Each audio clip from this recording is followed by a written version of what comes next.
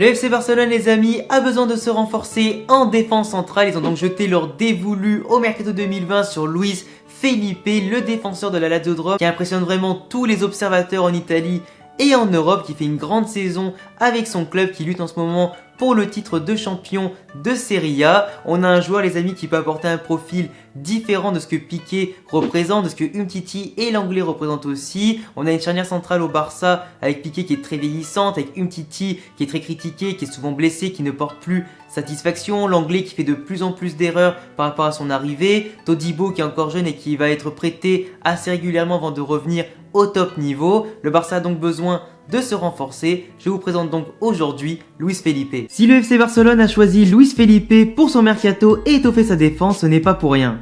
On a ici un joueur de 23 ans qui a l'avantage de terminer son contrat en 2022 avec la Lazio de Rome et qui touche 500 000 € par an pour le moment. Autant le dire maintenant qu'il s'agit d'une excellente affaire financière, sachant que le FC Barcelone voudra mettre le paquet cet été sur Neymar ou Lautaro Martinez. Luis Felipe est un Brésilien qui a l'avantage de bénéficier d'un passeport italien et ne bouchera donc pas une place d'extra-communautaire, sachant qu'en Espagne on ne peut avoir que 3 joueurs dans cette catégorie. Originaire de Colina, au Brésil ayant fait ses gammes au club de Ituano FC, Luis Felipe a pu monter au fur et à mesure les échelons avant de s'envoler pour l'Europe et de multiplier les essais dans les grands championnats.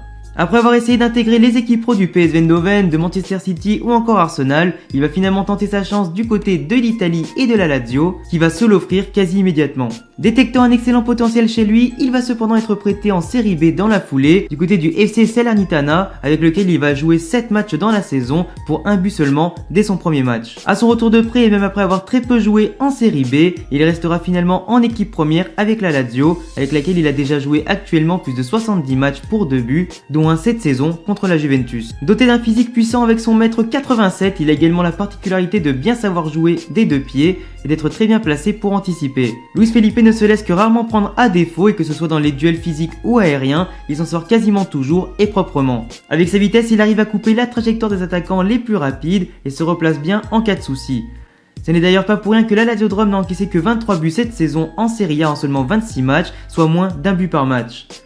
La tactique offensive de la Lazio lui donne les clés de la défense et lui permet aussi de se projeter vers l'avant avec quelques percées dignes de Sergio Ramos.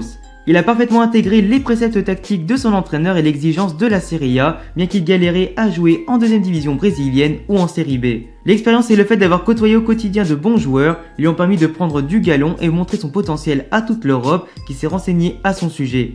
Eric Abidal en personne a même fait le déplacement pour le voir jouer, preuve que le Barça est bien plus intéressé que prévu pour une cible estimée entre 20 ou 30 millions d'euros.